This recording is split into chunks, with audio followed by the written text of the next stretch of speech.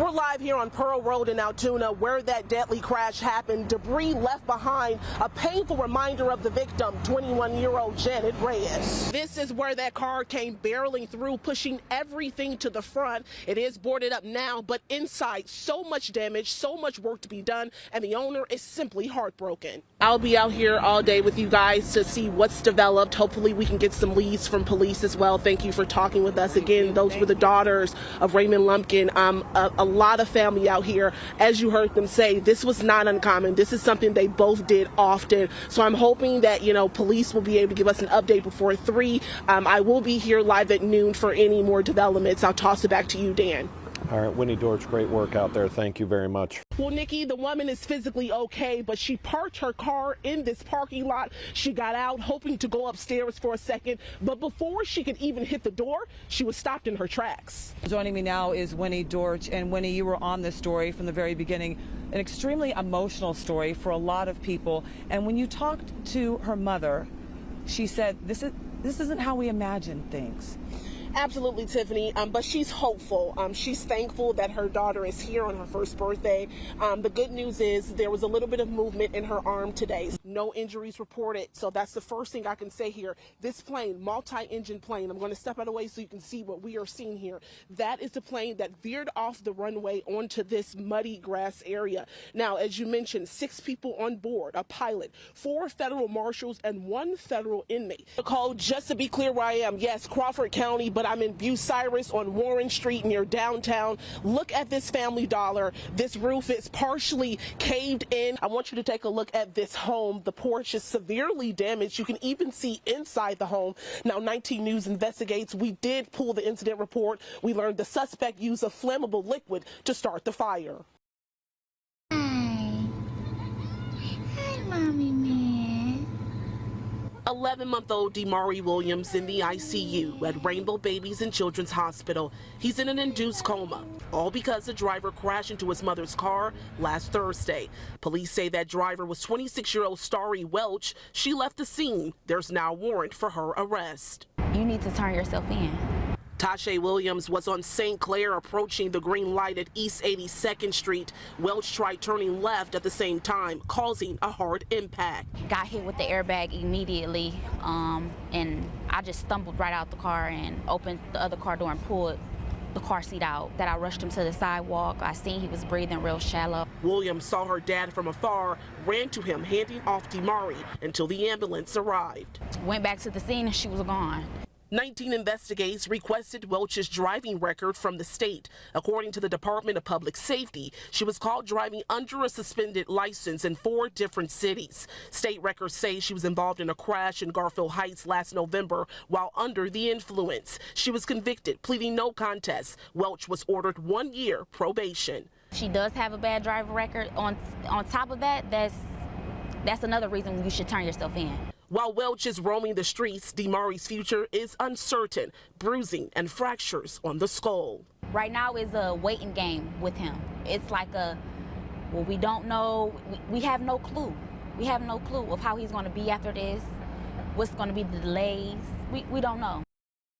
Do you remember this shocking video? 19 News first showed you this back in July. A worker at a beautiful child's preschool and daycare in Akron seen pushing 8-year-old Kason Benson up a ramp, shoving him so hard he fell into a wall. The worker slightly dragged him at one point. Employees claim he was misbehaving, almost running into oncoming traffic, which is what they say led to the worker being forceful and trying to restrain him. Well, that worker has now been fired. Definitely relieved just to know that it can't happen to someone else's kid. After the incident, Casey's mom, Kamisha Petty, was hoping criminal charges would be filed, especially since Kason suffered a concussion. Instead, the city's prosecutor said there is insufficient evidence to support a charge at this time. I'm still angry about that. She basically said that she didn't believe that it was child abuse. She didn't see anything wrong in her actions. However, the Ohio Department of Job and Family Services conducted its own investigation. 19 News dug up the report. We found out the department believes child abuse was present in this case. It says, quote, "It was determined that a child care staff member had abused, endangered, or neglected a child. The individual needs to be released from employment immediately." Kind of a little small win for us there. The document goes on to say the fence or natural barrier was determined to present an immediate risk for a child to be able to leave the playground, which explains how little Kaysen got away from the daycare. They got him before he even got anywhere near the street. 19 News works to get every side to the story. So we stopped by the daycare today for the third time in 3 months looking for comment. There were no kids outside, but we noticed the gate was open. Your gate is open. As for Petty and her family, I don't think we'll be back to another daycare. mice are making themselves comfortable at this apartment building in Canton. These pictures show the awful conditions tenants are dealing with, feces throughout the basement. Mouse poop all over the dryers, all over the washers, everywhere, all over the floors. How's we supposed to use that? They've been horrible. We've been seeing 4 or 5 run across. They run all over our feet. They just be going crazy in there. And they come from the basement to your apartment? Yes. Diamond Taylor claims the landlord is leaving it up to her to fix the problem. She just said get mouse traps. There's nothing to do. She was understandably frustrated after that answer, so Taylor called the 19 troubleshooter team. When I arrived, I happened to find the landlord in the very basement Taylor says is infested with mice. I know tenants have been complaining about the rat problem here. Are you doing anything to fix that? Yeah, that's what I'm working on now. Okay, how many times have they been reaching out to you? Well, one tenant. No, we're not gonna do this on camera. Okay, well, we're not going to do this on camera. Okay, well, you can leave now. Okay, I confirmed an inspector from the city's health department stopped by the apartment building on Tuesday. They too spotted feces in the basement and mouse traps in Taylor's apartment. We've asked the landlord to work on cleaning up the mouse droppings because when it comes to mouse droppings, there's old and new, and if you do good cleaning, it makes it easier to monitor pest control. So the landlord has been asked to clean, and the landlord's going to be providing more traps. Taylor now hoping the problem is going to be fixed once and for all. This is my first time experiencing mice, and I don't like it, and they scare me, and it's not right. It's just a sad situation all around. Heartbreak on Ludgate Road in Shaker Heights. This home now empty. A mom and dad are dead. 35-year-old Danielle Harris and 35-year-old LaSteven Huckabee. Police say dad pulled the trigger on mom. Their 4 children inside the home at the time heard the whole thing. I know they're traumatized, losing both parents. It was a quiet Thursday night. Just before 11, police get a call about a man causing commotion. Officers found 4 children on the roof of the home. They go inside and make a shocking discovery. 2 in the basement, possible black tag. You've got 2 there, right?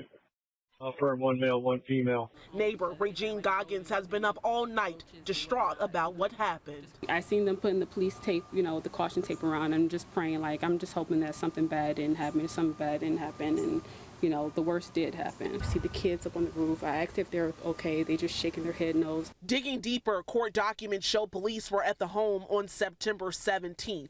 A neighbor called telling police he heard the 2 parties arguing, and it appeared the male struck the female. It goes on to say Harris denied being struck by Huckabee, but stated that he did grab her on the arm, and they were involved in an argument on the front porch. Goggins says since that day, the 2 have been arguing nonstop.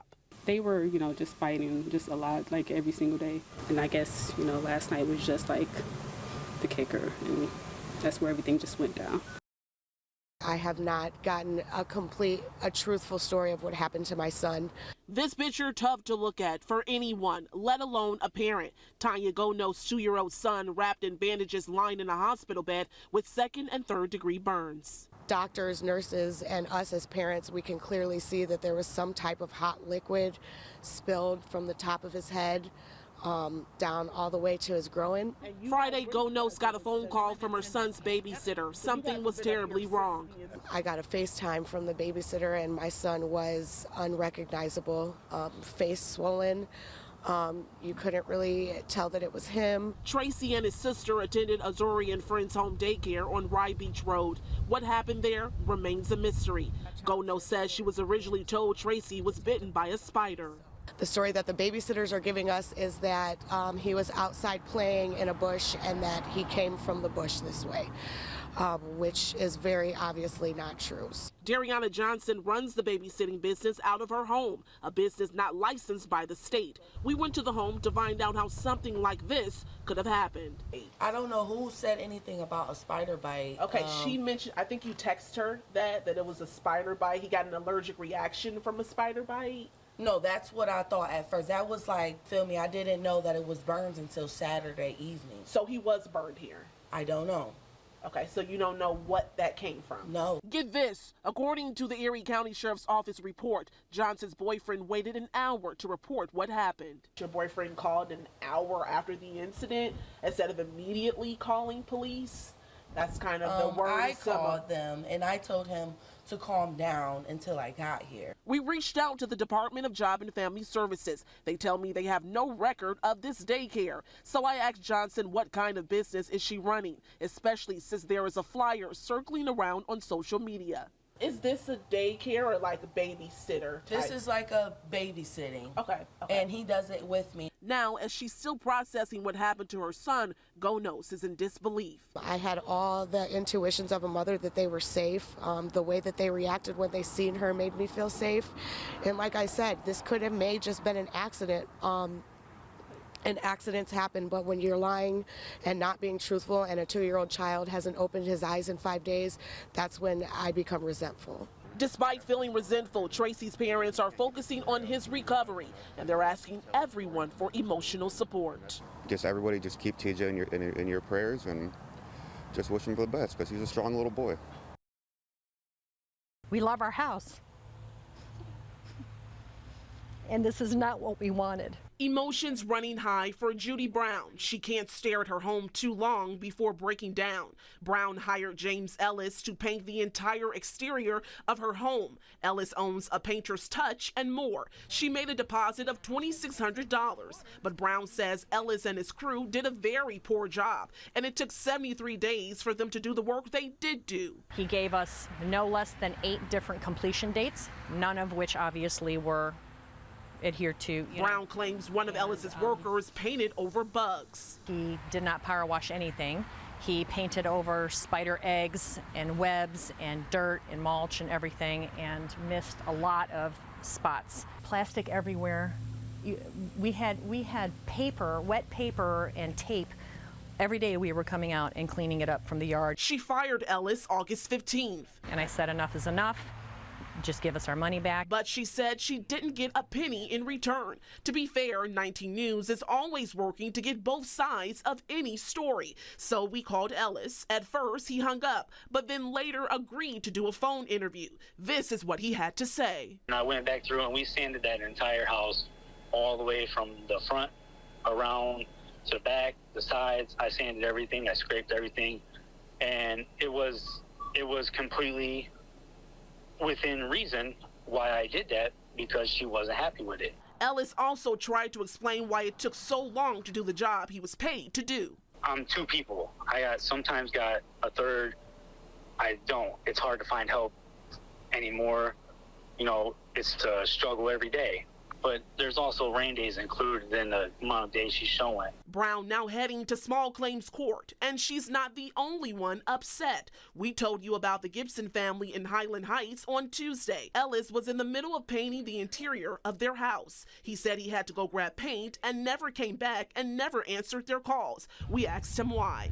That job is a complete regret. I fell on financial hard times, and my son was sick with diabetes, so I was back and forth with that.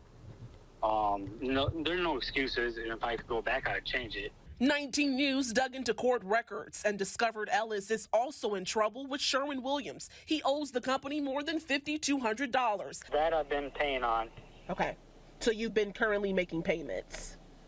Yeah, I've been making a couple payments. I've been trying to get everything back up, and everything went south at one point, and I'm still recovering off everything. Both the Gibsons and Brown were not surprised when they learned he owed that much money. Unfortunately, these families say they too must spend more to try and fix their homes. In Lorraine, Winnie Dortch, 19 News. We have breaking new information on yesterday's deadly school